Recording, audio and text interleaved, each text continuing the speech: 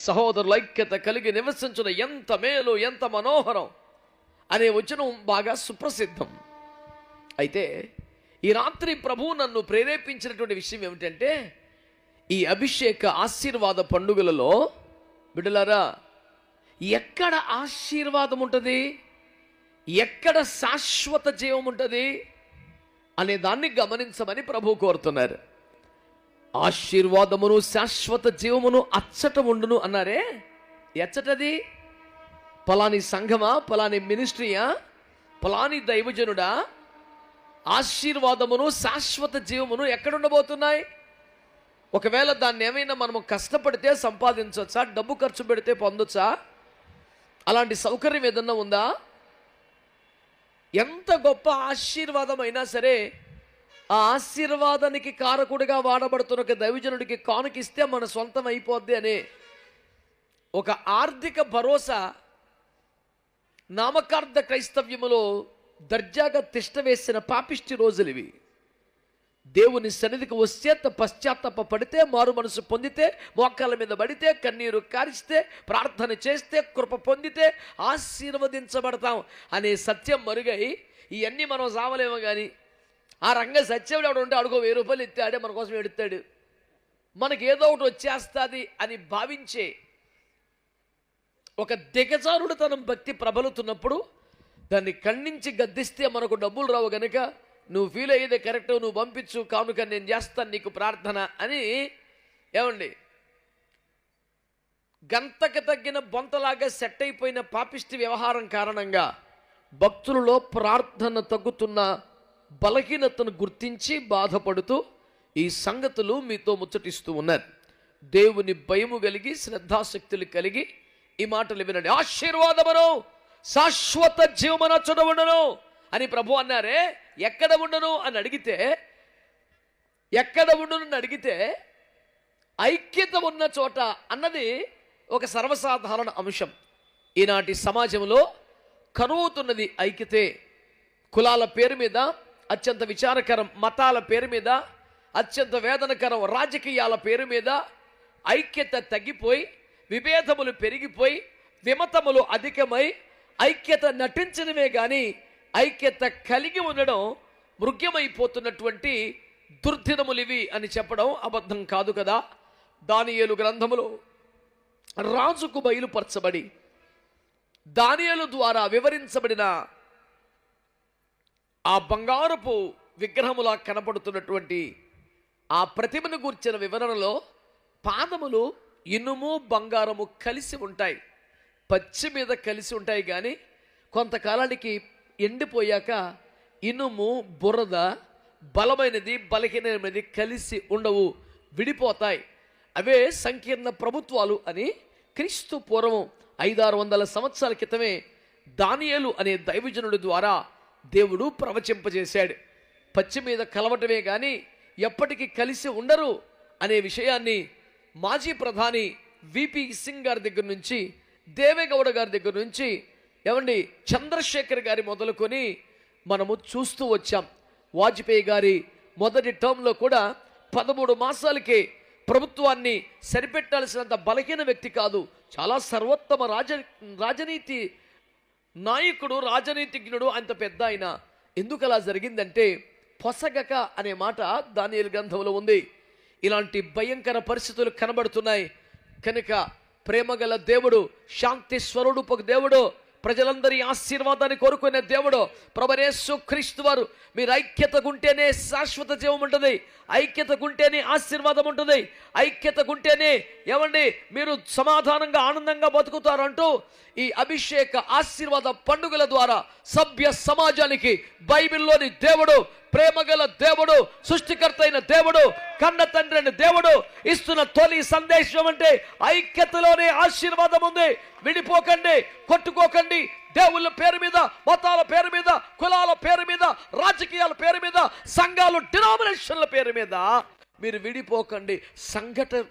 సంఘటితం అవ్వండి, సమైక్యం అవ్వండి. ఒక్కటిగా ఉంటేనే మీరు దీవించబడతారు అంటూ బైబిల్ మనకు ప్రబోధిస్తున్నది. దేవుని బిడ్డలారా, మరొకసారి మనవి చేస్తున్నాను, ఏదో భావోద్రేకాలు రెచ్చగొట్టే మత విషయాలు మాత్రమే చర్చించుకునే, ఏమండి ఏదో ఒక ఒక ఒక మతం అనే మత్తు మందులో బంధీలమైపోయి బానిసలమైపోయి కొట్టుకులాడే ఒక బలహీన వ్యవహారం కాదు, కానీ సమాజమంతా సుభిక్షంగా ఉండాలని, దేశం ఆశీర్వదించబడాలని, ప్రజలంతా శాంతి సమానత్వ సౌభ్రాతృత్వాలతో ఏమండి విరాజిల్లాలని ఆశిస్తున్న విశాల హృదయము కలిగిన దేవుని ప్రజలముగా, దేశభక్తి దైవభక్తి సమపాలలో కలిగిన క్రైస్తవులముగా, దేవుని సేవకులముగా, బైబిల్ గ్రంథములో నుండి సమాజానికి వినిపిస్తున్న సందేశం, ఈ అభిషేక ఆశీర్వాద పండుగల ఒక సందేశం ప్రపంచానికి ఏంటంటే, పిఠాపురం పరిసర ప్రాంత ప్రజలందరికీ కూడా ఐక్యతగా ఉండండి, మీరు ఆశీర్వదించబడతారు.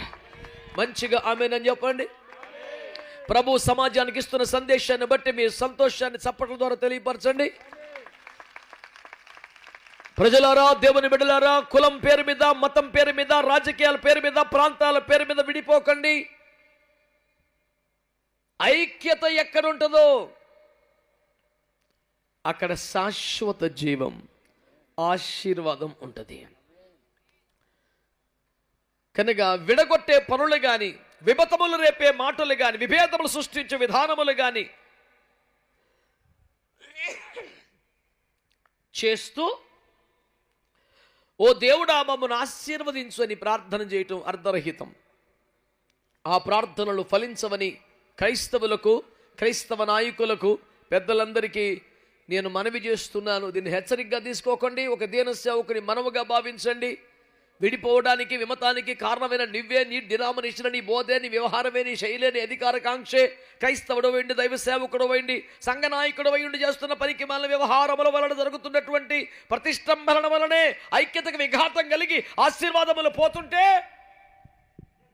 విడగొట్టి ముక్కలు చేసి దేవా ఆశీర్వదించు అంటే తప్పు కదా.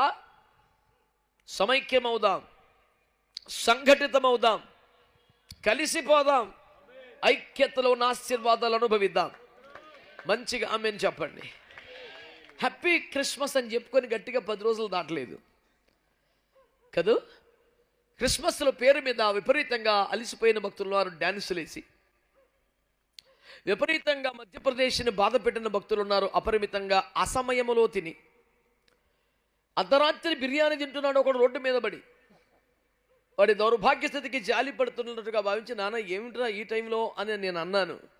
వాడు అన్నాడు, అంకుల్ హ్యాపీ క్రిస్మస్ కదా. అర్ధరాత్రి నడివీధిలో అడ్డగోలుగా ఆర్తిగా ఆబగా ఆతుర్దా కొద్దీ తినేస్తున్నావు ఏమిటి అంటే హ్యాపీ క్రిస్మస్ అంటాడేమిటి? ఇలా రకరకాలుగా భక్తులు అలిసిపోయారు. కానీ క్రిస్మస్ అంటే మీకు ఒకటి చెప్తాను, ₹1 కోటి మాట కడుపులో పెట్టుకో. తక్కువ అంటే ₹1 85వ కీర్తనలో కోరహు కుమారులు చూసి పరవశించిపోయి ఎగిరి గంతేసి ఆహా అని కేకలేశారు. ఏమిట్రా అంటే కృపా సత్యములు కలిసిపోయినాయి అన్నారు. ఒకసారి ఆమేన్ అనండి. సత్యము ఏమంటుందంటే మనిషి పాపి కనుక శిక్ష పడాలి, నరకానికి వెళ్ళాలంటుంది. కృప ఏమంటుందంటే నిజమే కానీ ఆడు మనకోడికే కదా ఎట్టకటికి క్షమిద్దాం అంటుంది. శిక్ష పడాలనేది సత్యం, క్షమాపణ రావాలనేది కృప. ఈ రెండు పరస్పర విరుద్ధమైనవి. ఒకడు శిక్ష పడాలని వాదిస్తున్న అడ్వకేటు, మరొకడు క్షమాపణ కావాలని వాదిస్తే, వీళ్ళిద్దరూ ప్రత్యర్థులు, ఇంచుమించు విరోధ భావంతో తలపడుతున్నారు. వాళ్ళిద్దరిని కలిపిన దాని పేరే హ్యాపీ క్రిస్మస్. కొడితే మంచి కొట్టావు, సపిడి దెబ్బలు కొడతావు. పిఠాపురం అంటేనే రాజరికము, కోట, వ్యవహారం. ప్రజలంతా గొప్పగా చెప్పుకుంటారు. ఇప్పుడు అన్ని డెవలప్ అయిపోయినాయి. ఒకప్పుడు పిఠాపురం రాజావారిదే విషయం, చుట్టుపక్కల పల్లెలే, కాకినాడ అయినా ఏనాడైనా అంటూ ఈ ఊరు వాళ్ళు గొప్పగా చెప్పుకుంటారు.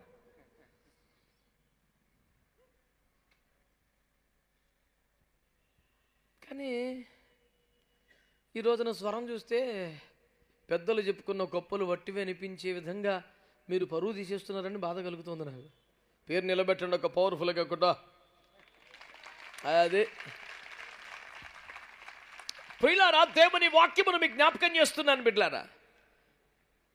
అసలు రెండు పరస్పర విరుద్ధం. ఇదేమో శిక్ష పడాలని కోరుకునేది, ఇదేమో క్షమాపణ కావాలని కోరుకునేది. చివరకు వైపు నిలబడి తీవ్రంగా వాదోపాదాలు, పదులైన విషయాలు, పాయింట్లు బేబత్సం. ఒక వ్యక్తి వచ్చి శిక్ష పడాలి కదా, ఏదో శిక్ష నాకు క్షమాపణ కావాలి, ఇదిగో తీసుకో అని రెండు మేతేసేసుకున్నాడు. కృప సత్య సంపూర్ణుడుగా యేసుక్రీస్తులో ప్రవేశించాడు. అసలు రెండు పరస్పర విరుద్ధం కలవ. అసలు కలిసిపోవటమే క్రిస్మస్ అనండి. మాట్లాడేట్రా అసలు క్రిస్మస్ అంటేనే కలిసిపోవడం, కలిపేటువంటి క్రిస్మస్ పేరు మీద చేరుకోవటం ఏంటి అమ్మా? ఇక్కడ మారుమూసున్న వాళ్ళ మటుకే స్తోత్రం చెప్పండి. అందరు చెప్పరని డౌట్ నాకు, ఎందుకంటే కొంచెం ఇబ్బందికరమైన మాట మాట్లాడాను కదా. ఐక్యత చాలా ప్రాముఖ్యమండి, ఆశీర్వాదం అక్కడే ఉందండి. ఏమమ్మా ఇక్కడ నువ్వు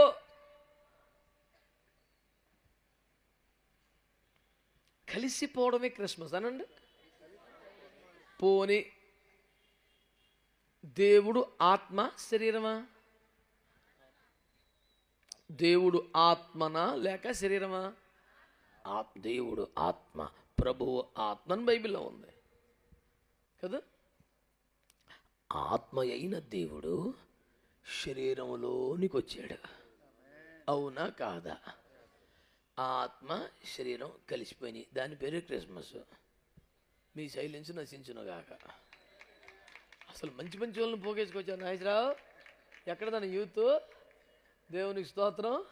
అరే రే రే రే రే రే రే రే కొంచెం పెద్ద మనుషులను ముందు కూర్చోబెట్టి రేపు నుంచి యూత్ని వెనకాల కూర్చోబెట్టండి. ఇంత బలహీనమైన యూత్ను ఈ యూత్ భరించలేదు. దేవునికి స్తోత్రం. హల్లెలూయా. నాతో పాటు మోకరించండి, నాతో పాటు ఆరాధన చేయండి, నాతో పాటు ఉపవాసం, నాతో పాటు ప్రయాణం చేయండి. అప్పుడు యూత్ అని ఒప్పుకుంటా మిమ్మల్ని. ఊరక సోకులు పడి యూత్ అంటే అటు కుదురుద్ది, మిగతాది రేపు ఉందలే. యేసు రక్తం ఇచ్చేయు అంటే కలిసిపోవడం ఎంత విచిత్రమో చెప్తున్నాను వినండి. మరియా యోసేపునకు ప్రదానం చేయబడింది.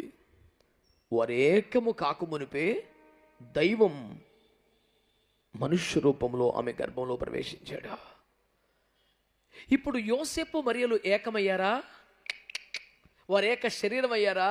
కాదు కాదు కాదు. కానీ నీ భార్య అయిన మరియను చేర్చుకొనుటకు అభ్యంతర పడవద్దని చెప్పిన పరలోక సందేశానికి లోబడి రహస్యముగా విడనాడను ఉద్దేశించిన అభిప్రాయమును విడనాడి మరియ చేయి పట్టి అమ్మ, నాన్న, అక్క, చెల్లి, నర్సు, డాక్టర్ అన్ని తానై జనాభా లెక్కలు తీసుకెళ్ళిపోయి రాసుకున్నాడు. ఏం పేరు? Joseph, the head of the family.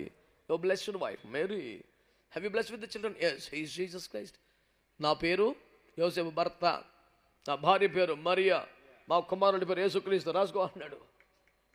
నేను అంటున్నాను, వారికి శారీరక బంధమేమి, దైవ కార్యం కోసం, దేవుని చిత్తం కోసం కలిసి కష్టపడ్డారు.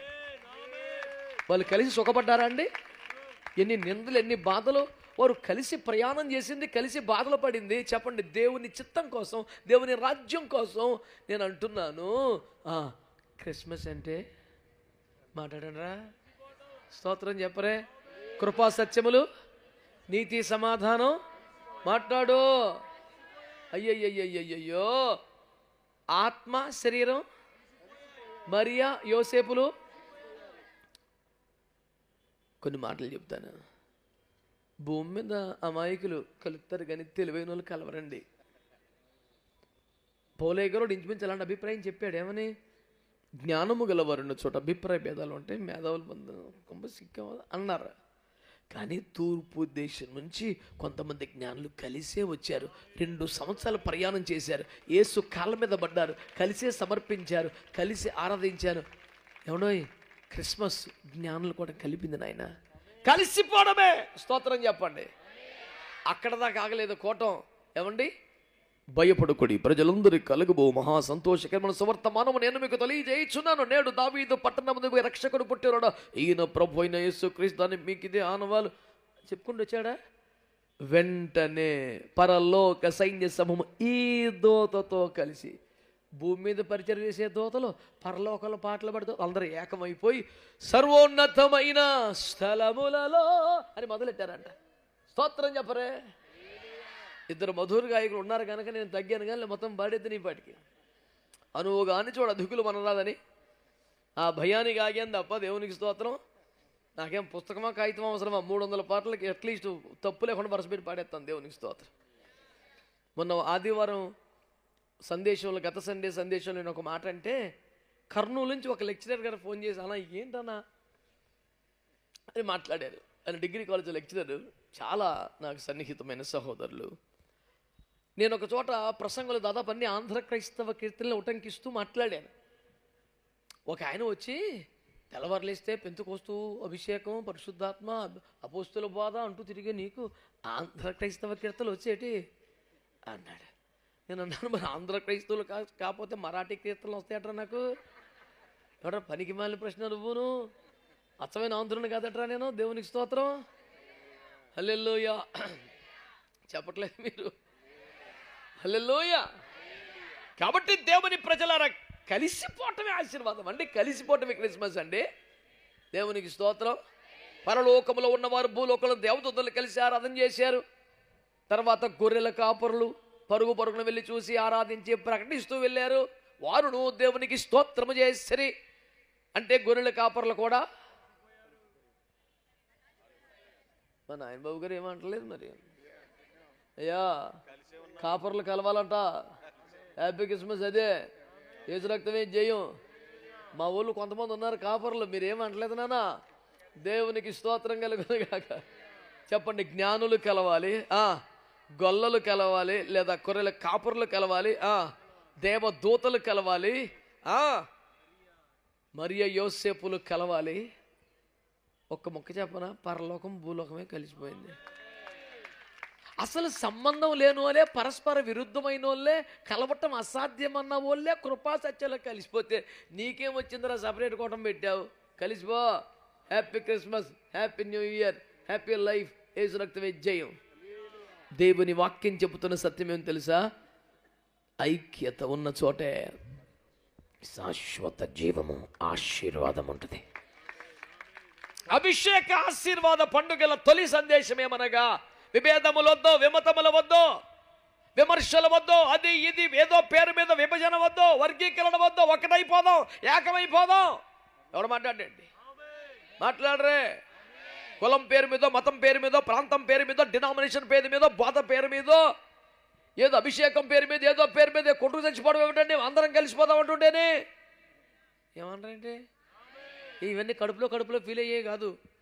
నీ రహస్య పాపం గురించి మాట్లాడినప్పుడు సైలెంట్గా ఫీల్ అవ్వు. ఇది సాంఘికంగా, సామూహికంగా, సమైక్యంగా అందరం కలిసిపోయి చెప్తూ దానికి యేసు ప్రభు వేలు పెట్టి ఆమె ఏదో రాస్తున్నాడట. ఒక్కొక్కడు రాయి పడేసి చల్లగా జారుకున్నాడు. ఎందుకని? రాసిన సబ్జెక్ట్ ఆడిది. దేవునికి స్తోత్రం. అప్పుడు మాట్లాడితే కొంపలంటూ పోగలం.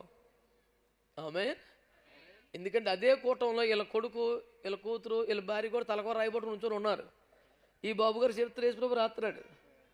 మా డాడీ ఇలాంటి వారా అనుకుంటే రాళ్ళని డాడీ వైపు తిరుగుతీగా. అందుకని ఫస్ట్ రాయి డాడీయే పడేసి సైలెంట్గా ఇంటికి వెళ్ళిపోతున్నాడు. రాయ్ ఏం పని ఇక్కడ, 10 ఇంటికి వెళ్ళిపోదాం పదా, కొంపలంటూ పోయి ఇలా ఉన్నాయి ఇక్కడ. దేవునికి స్తోత్రం. అన్ని రాసేస్తున్నాడు యేసు ప్రభు.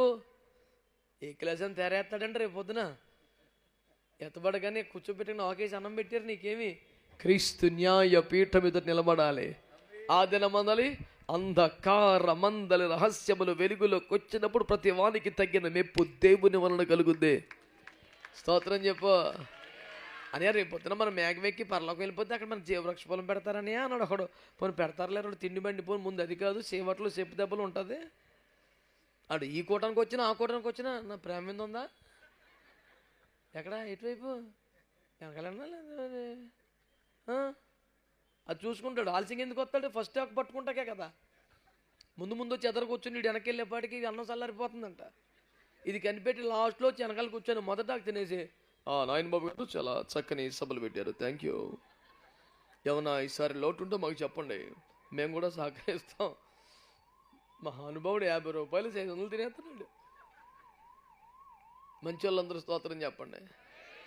హల్లెలూయా చెప్పండి. ఆశీర్వాదం ఎక్కడ ఉంటుంది చెప్పండి? శాశ్వత జీవం ఎక్కడ ఉంటుంది? ఆమేన్. అయితే నాయనా, ఈ ఐక్యతకి ఆశీర్వాదానికి మధ్యలో ఒక వ్యవహారం ఉంది. హలో, ఐక్యతకు ఆశీర్వాదానికి మధ్యలో ఇంకొక వ్యవహారం ఉంది.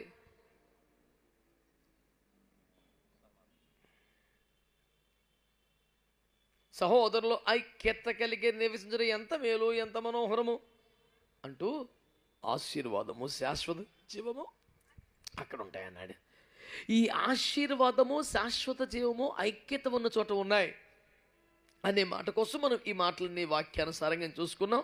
ఏది సొంత మాట కాదు, మనం తయారు చేసి ఆలోచించి ఊహించి రాసింది కాదు, అన్ని వాక్యములు ఉన్నవే మనం జ్ఞాపకం చేసుకున్నాం. ఇప్పుడు ఈ ఐక్యత వలన ఈ ఆశీర్వాదం, ఈ ఐక్యత వలన ఈ శాశ్వత జీవం అనుకున్నాం కదా. నేను మీతో జ్ఞాపకం చేస్తున్న ఉపదేశం ఏమిటంటే, దేవుని బిడ్డలారా శ్రద్ధగా ఈ మాటలు ఆలకించండి. ఈ ఐక్యత ఆశీర్వాదంగా మారే ఈ మహత్తరమైన ఆధ్యాత్మికమైన దైవికమైన ప్రయత్నములో మధ్యలో ఒక మహిమకరమైన మజిలీ ఉన్నది. అదే అసలు మజా. అదేమిటంటే అది ఎట్లుంటుందంటే అహరోను తల మీద పోయబడి అతని గడ్డము మీదుగా కారి అతని అంగీల అంచుల వరకు దిగజారిన పరిమళ తైలము వలె ఉండును. దేవునికి ఒక మంచి స్తోత్రం చెప్పండి, చెప్పాలి గట్టిగా. హల్లెలూయా. శ్రద్ధగా వినండి. ఈ ఆశీర్వాదం ఎలా ఉంటుందట, ఈ ఐక్యత ఎలా ఉంటుందట, దేవుని వాక్యమే పోల్చినటువంటి అద్భుతమైన పారమార్థిక వ్యవహారం ఇది. కవులు కూర్చొని రాసింది కాదు, మేధావులు చేసినట్టు ఏర్పాటు కాదు, తెలుగు భాష మీద పట్టున్న వాళ్ళు కూర్చొని రాసుకొచ్చిన మాటలు కాదు. వాక్యం ఏముంటుంది తెలుసునా? ఐక్యత వలన కలిగే ఆశీర్వాదం ఎలా ఉంటుంది తెలుసునా? అహరోను తల మీద పోయబడి గడ్డం మీదుగా కారి అతని అంగి అంచుల వరకు దిగజారిన లేక దిగి వచ్చిన పరిమళ తైలము వలె ఉంటుంది. దేవునికి స్తోత్రం కలుగును గాక. చెప్పండి గట్టిగా. ఆశీర్వాదము శాశ్వత జీవం మీద ఆశ కలిగిన వారులారా, కోరుకుంటున్న వారులారా, మీరు ఇప్పుడు దృష్టి పెట్టవలసింది అహరోను తల మీద పోయబడిన ఒక అభిషేక తైలం మీద మనసు పెట్టాలి.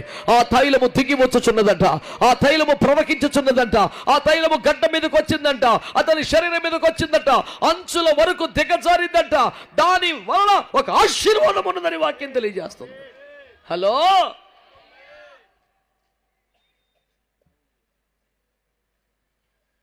ఇది కదా ఖర్చీపు ప్యాటర్న్ చేసిన ఆశీర్వదించబడ్డ ఖర్చీపు, ఆశీర్వించబడ్డ అట్టికాయ, ఆశీర్వించబడ్డ యాపిల్, ఆశీర్వించబడ్డ దుప్పటే. నువ్వే ఉంచుకోరా ఎన్ని మాకు ఎందుకని. ఆయన ఏమన్నాడు తెలుసా? ఏమన్నాడు తెలుసా? ఒక అభిషేక తైలము దిగజారుచున్నదంట. ఆమేననండి గట్టిగా. హల్లెలూయా, హల్లెలూయా. దేవుని బిడ్డలారా శ్రద్ధగా ఈ మాటలు వినే ప్రయత్నించండి. అభిషేక తైలము అనండి. ఆ అభిషేక తైలము వలె ఈ ఆశీర్వాదం ఉంది. అంటే ఈ వచ్చే ఆశీర్వాదాన్ని ఖర్చుతో కాదు, ఈ వచ్చే ఆశీర్వాదాన్ని డబ్బుతో కాదు, ఈ వచ్చే ఆశీర్వాదాన్ని ఏమండి సంతానంతో కాదు, ఈ వచ్చే ఆశీర్వాదాన్ని భౌతిక పరమైన పదార్థములతో కాదు, దిగి వచ్చుచున్న అభిషేక తైలముతో పోలుస్తుంది దేవుని వాక్యం. దేవునికి స్తోత్రం కలుగును గాక. ఆ కాలములో అహరోను మీద పోయబడిన తైలం అది. మన కాలంలో అలాంటివి ఏమీ లేవండి. కాదు కాదు కాదు కాదు కాదు వాక్యం అంటుంది అహరోను తల మీద పోయబడి గుబాలను పరిమళించిన అభిషేక తైలం అనడం వల్ల పోయబడి గడ్డము మీదుగా అంగీల అంచుల వరకు ప్రవహించుచున్నది అంటున్నారు. మీరందరూ నోటితో ఒప్పుకోవలసిన ఒక మాట, అభిషేక తైలము ప్రవహించుచున్నది అనండి కొంచెం గట్టిగా. నీకేమనిపిస్తుంది అంటే నేను కూడా ఆ దినములో ఉంటే ఎంత బాగుండేది, నేను కూడా ఆ తరములో ఉంటే ఎంత బాగుండేది. అభిషేకం ఒక ప్రభంజనమై ప్రవాహమై దిగి వస్తున్నటువంటి ఆ మహిమ కలిగిన సువర్ణ యుగమని చెప్పబడ్డ ఆ తొల్లిటి దినముల్లో ఉండేది ఎంత బాగుండనో. యోబంటాడే నా పూర్వ వైభవం నాకు మరలా వస్తే ఎంత బాగుండేది, నా తొల్లిటి దినముల వలె ఉంటే ఎంత బాగుండేది. ఏంటి సార్ ఆ దినాల్లో అంత ఎక్కువ ఫీల్ అయిపోతున్నారు మీరంటే, నా నిమిత్తము బండ నుండి నూనె ప్రవాహముగా వచ్చేదిరా నాయన. స్తోత్రం చెప్పండి. ఒక బండ చీల్చబడి ఒక ప్రవాహంగా నూనె వచ్చేది. ఓన్లీ ఫర్ మీ, నా కొరకే, నా నిమిత్తమే నూనె ప్రవాహంగా వచ్చేది. నా తొల్లిటి దినములు మరలా నాకు వస్తే బాగుండను, నేను అభిషేకించబడ్డ దినములు వస్తే బాగుండను, నా పూర్వ దినములు క్షేమ దినములు వస్తే బాగుండను. కోరుకునేది మంచి రోజులంటే, కోరుకునేది మంచి దినములంటే కేవలం ఆర్థిక స్వావలంబనే కాదు, ఆరోగ్యం మాత్రమే కాదు, ఒక బండ నుండి దిగి వచ్చే ప్రవాహము తైలము అభిషేకము మరలా నా మీదకి వస్తే బాగుండని భక్తుడు కోరుకున్నాడే. ఇది కేవలం ఆకాంక్ష కాదు, ఇది కేవలం అభిలాష కాదు, ఇది ఒక మంచి ఆశగా కాదు, ఇది నీకు కూడా నెరవేరబోతున్న ఒక అద్భుతమైన ఆశీర్వాదంగా దేవుడు మారుస్తున్నాడు. ఇది ఎందుకు అభిషేక ఆశీర్వాదం కూడమైందో నీకు అర్థమవుతుంది. రాత్రి అభిషేకం ద్వారానే నువ్వు ఆశీర్వాదం పొందబోతున్నావు. అభిషేకం ద్వారానే దీవెన రాబోతుంది. విశ్వసించిన వారు ఆమేనండి. విశ్వసించిన వారు ఆమేనండి. అభిషేకం అనండి, అనండి గట్టిగా.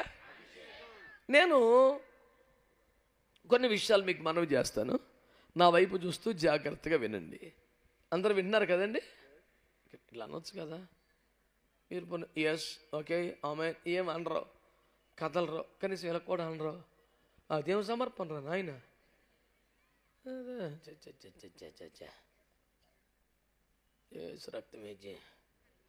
ఆల్రైట్, శ్రద్ధగా ఈ మాటలు వినే ప్రయత్నం చేయండి. దేవుని వాక్యములు ఏమని రాయబడిందంటే, ఆరోను ఒక సాదా సీదా వ్యక్తి అనండి.